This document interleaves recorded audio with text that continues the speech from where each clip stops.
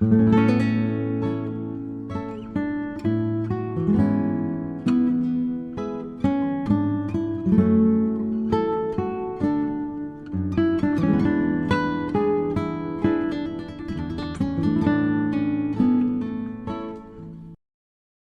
you like this video, please press the subscribe button to subscribe to this channel, and also give it a thumbs up.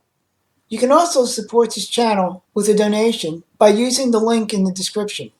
The first step is showing how this model works with special relativity. It will help illustrate what is necessary to show how it works with general relativity. This is where we made the connection between this model and space-time as it works within relativity. Here we see how quantized spacetime works. Here we will see how things move through spacetime at that level. Here we will see why spacetime works the way it does.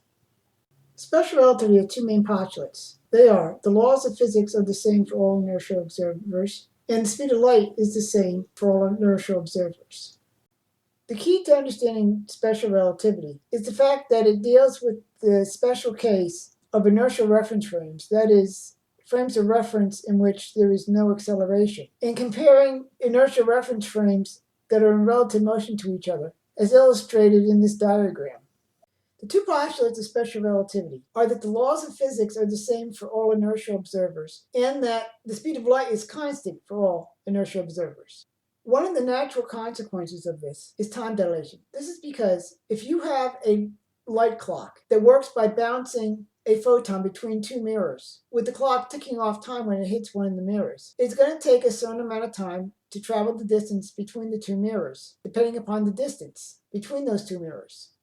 If the light clock is moving relative to the observer, the photon has to travel an extra distance between the two mirrors because of its relative motion. Therefore, that observer would see the light clock as ticking more slowly.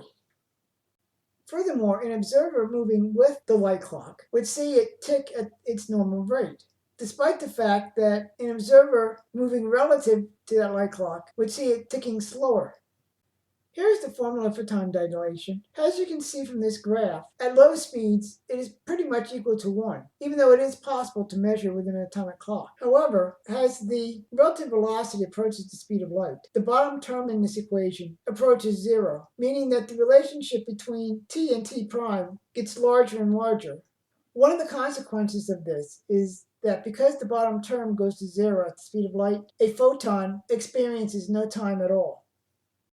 The reason why two observers moving relative to each other can see the speed of light as being the same is because the space and time axes are tilted relative to each other. As a result, they see events at different times in different locations. This graph shows how three different frames of reference see the same 3 points in space-time. Each one sees them in a different order, with one of them seeing all three happen at the same time. Another effect of this tilting of axes in different frames of reference is length contraction. This is because an observer moving relative to an object will see different points of that object at different times. Therefore, they see the leading edge of the object at an earlier time than the trailing edge, resulting in the object being shorter. Here is an illustration with a baseball. Notice how it approaches the speed of light. It gets thinner and thinner, and it's literally 0 at the speed of light. Here's the formula for relativistic length contraction. As before, low velocities, the relationship is very close to 1. However, as the relative velocity approaches the speed of light, the relationship approaches 0. In fact, this leads to a photon, from its perspective, traveling 0 distance. So from a photon's perspective, it travels 0 distance in 0 time. Here is the formula for adding velocities within special relativity. It is interesting to note that as long as v1 and v2 are equal to or less than the speed of light, v0 will always be equal to or less than the speed of light. Here is the relativistic formula for momentum. Note that when v is very low, the lower term is approximately 1, and this formula reverts to the classical formula for momentum. In this formula, p is momentum, m is mass, v is the velocity of the object, and c is the speed of light. This is the actual formula in special relativity for energy. Note that there are two parts. one with mass and the speed of light, and one with momentum and the speed of light. In this formula, E equals energy, M equals mass, C equals the speed of light, and P equals momentum. When an object is at rest, its velocity is zero, and so is its momentum. This means that the formula reduces to E equals the square root of m squared c to the fourth. This simplifies to the famous formula E equals mc squared, which is energy equals mass times the velocity of light squared. This famous formula is actually the energy of an object at rest. The biggest question asked about quantizing spacetime itself is in which frame of reference is spacetime quantized? However, this is only a problem if you are trying to quantize spacetime in a materialistic reality.